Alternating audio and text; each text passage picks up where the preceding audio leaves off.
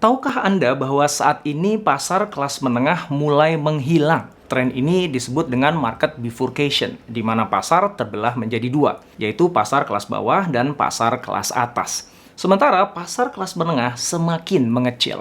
Jika perusahaan Anda saat ini menyasar segmen kelas menengah, mungkin Anda sudah ngerasain sendiri ya, betapa berdarah-darahnya persaingan untuk memenangkan dompet pelanggan di pasar tersebut. Seperti apa sih market bifurcation itu dan apa yang perlu Anda lakukan untuk bisa mengakalinya?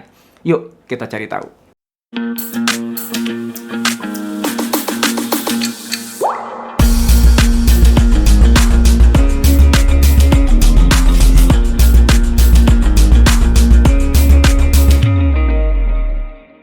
Kita akan mulai dengan mengkaji hilangnya pasar kelas menengah yang menjadi pemicu tren bifurcation di Amerika Serikat dan di dunia.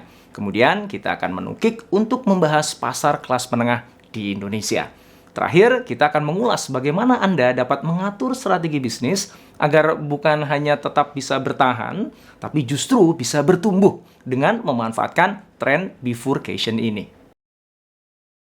Hasil survei Deloitte pada tahun 2018 terhadap lebih dari 2.000 responden di Amerika Serikat menemukan bahwa para retailer yang menjual produknya dengan harga nanggung, yang memberikan nilai melalui kombinasi harga dan promosi, umumnya berkinerja lebih buruk daripada mereka yang menjual dengan harga serendah mungkin, atau mereka yang memberikan nilai melalui penawaran produk atau pengalaman unggulan yang unik dengan harga premium. Dalam 5 tahun, pendapatan para retailer premium melonjak 81%.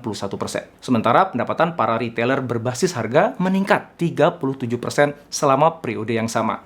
Itu kontras dengan retailer yang nanggung, yang ternyata pendapatannya hanya meningkat 2% saja. Selain itu, Deloitte juga menemukan bahwa konsumen lebih cenderung merekomendasikan retailer premium atau retailer berbasis harga daripada retailer nanggung. Hal itu menunjukkan bahwa para retailer di kedua ujung spektrum lebih selaras dengan kebutuhan pelanggan yang tengah berubah, dan juga lebih baik dalam memenuhi harapan konsumen daripada retailer yang berada di tengah dan nanggung tadi. Terlepas dari tren ekonomi makro yang positif di Amerika, ternyata 10 tahun terakhir ini sebenarnya merupakan periode yang buruk bagi kebanyakan warga Amerika. Mereka yang berada dalam kelompok berpenghasilan rendah mendapati dirinya berjuang untuk memenuhi kebutuhan. Sementara kelompok berpenghasilan menengah menemukan kemampuan belanjanya semakin mengecil.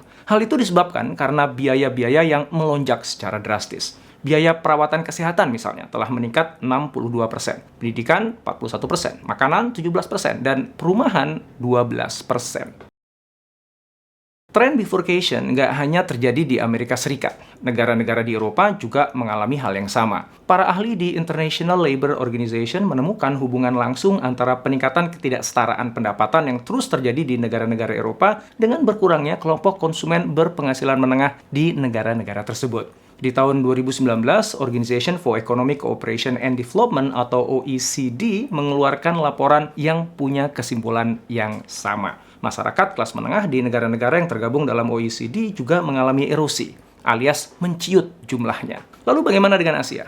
Berbeda dengan jumlah kelas menengah di Amerika dan Eropa yang terus menurun, ternyata kelas menengah di Asia itu justru meningkat. Brookings Institute memproyeksikan jumlah kelas menengah di Amerika itu turun dari 17% di 2020 menjadi 13% di 2030. Lalu di Eropa itu akan turun dari 20% di 2020 menjadi 14% di 2030. Sementara itu, jumlah kelas menengah di Asia justru diproyeksikan akan naik dari 54% di 2020 menjadi 65% di 2030. Nah, kalau Indonesia gimana? Data dari Bank Dunia menunjukkan bahwa kelompok kelas menengah di Indonesia bertumbuh paling cepat dibandingkan kelompok lainnya, yaitu 10% per tahun antara 2002 hingga 2016. Bank Dunia mendefinisikan kelompok kelas menengah di Indonesia itu adalah mereka yang punya pengeluaran antara 7,5 hingga 38 dolar AS per hari atau 100.000 hingga 530.000 rupiah per harinya.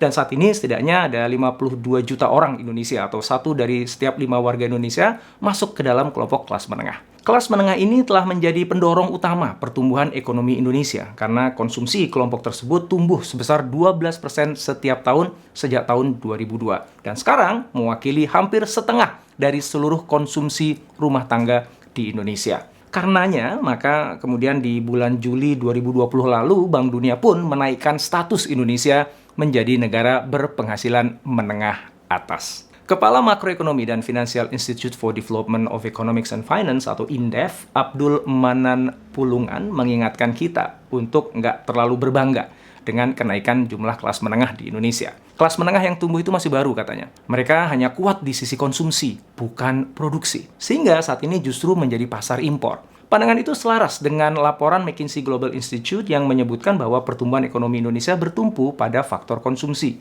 Tidak seperti macan Asia lainnya yang pertumbuhannya lebih mengandalkan sektor ekspor dan manufaktur. Kelas menengah Indonesia itu gemar mengkoleksi kartu kredit, belanja gaya hidup, dan berhutang untuk belanja konsumtif seperti membeli motor atau gadget baru.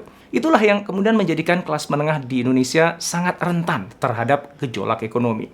Data dari Bank Dunia menunjukkan bahwa di Indonesia hanya 50% dari mereka yang telah menjadi kelas menengah di tahun 2000 mampu untuk bertahan berada di kelas menengah pada tahun 2014. Sementara 40% sisanya turun menjadi aspiring middle class atau calon kelas menengah. Dan 10% lainnya malah justru kembali menjadi kelompok miskin atau rentan miskin pada tahun 2014. Selain perilaku konsumtif, hilangnya kelas menengah itu menurut Sofyan Manandi, Ketua Asosiasi Pengusaha Indonesia APiDO pada saat itu, juga dikarenakan sulitnya usaha kecil untuk bisa merangkak naik menjadi perusahaan kelas menengah. Hal itu disebabkan oleh sulitnya bersaing dengan produk-produk impor. Nah, ketika pandemi COVID-19 masuk ke Indonesia di tahun 2020, kelompok kelas menengah ini langsung goyang kondisi finansialnya. Akibatnya, banyak dari mereka yang kemudian turun kelas menjadi aspiring middle class, bahkan sebagian lagi masuk ke dalam kelompok miskin. Maka di bulan Juli 2021 ini, Bank Dunia menurunkan status Indonesia dari negara berpenghasilan menengah atas, status yang kita baru aja peroleh setahun yang lalu, kembali menjadi negara berpenghasilan menengah ke bawah. Berkurangnya jumlah kelompok kelas menengah ini adalah berita buruk bagi bisnis yang menyasar kelas menengah dan mengandalkan pertumbuhan daya beli untuk bertumbuh. Hal ini juga menjelaskan kenapa saat ini terjadi persaingan ekstrim di antara bisnis yang menggarap segmen ini. Dengan pertumbuhan daya beli pelanggan yang terbatas, ya satu-satunya cara bisnis untuk dapat mendongkrak pertumbuhan di atas rata-rata adalah dengan mencoba mengambil pangsa pasar dari para pesaingnya. Jadi apa dong yang perlu Anda lakukan jika perusahaan Anda saat ini menyasar kelompok menengah? Ternyata peritel yang akan sukses menggarap pasar menengah itu adalah mereka yang memahami situasi finansial konsumennya, kemudian menawarkan proposisi nilai yang selaras dengan kebutuhan mereka, baik dari sisi kategori produk maupun dari posisi harganya. Deloitte melakukan kajian lanjutan di tahun 2019 dengan melibatkan 3.000 responden dan 1.100 merek. Tujuannya adalah untuk melihat hubungan antara kondisi finansial konsumen dengan produk yang mereka beli. Ada 7 kategori yang mereka teliti, yaitu pakaian, sepatu, makanan, minuman, kesehatan dan kecantikan, elektronik, dan mainan atau hobi. Mereka menemukan bahwa ketika kondisi finansial konsumen meningkat, maka belanja di semua kategori tersebut meningkat. Ya iyalah ya. Tapi, yang paling signifikan meningkatnya adalah kategori pakaian, kesehatan dan kecantikan, elektronik, dan mainan atau hobi. Sementara ketika kondisi finansial turun, maka belanja pakaian yang paling mengalami penurunan, diikuti oleh belanja sepatu, minuman, dan elektronik.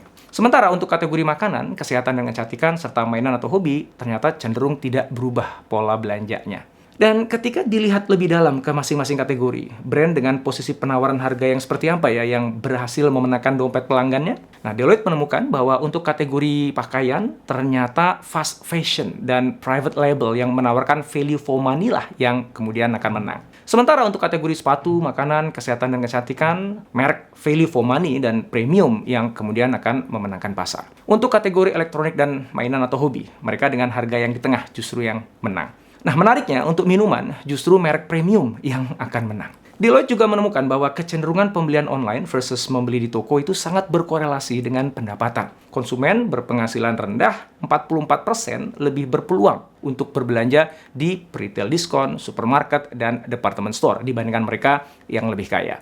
Sebaliknya, konsumen yang berpenghasilan tinggi 52% lebih berpeluang untuk belanja secara online. Nah, jadi apa nih strategi Anda untuk bisa memenangkan dompet kelompok kelas menengah ini? Seperti apa bauran produk Anda? Bagaimana strategi harganya? Jawaban dari pertanyaan-pertanyaan itu bisa jadi penentu bagaimana pelanggan kelas menengah akan merespon penawaran Anda. Oh ya, saya penasaran nih, menurut Anda apakah benar pasar kelas menengah di Indonesia itu sudah dan semakin menciut? Dan kira-kira apa alasannya ya? Tulis jawaban Anda di kolom komen di bawah ya, kita diskusi. Jika Anda menemukan video ini bermanfaat, silahkan subscribe, like, dan jangan lupa untuk nyalakan notifikasinya.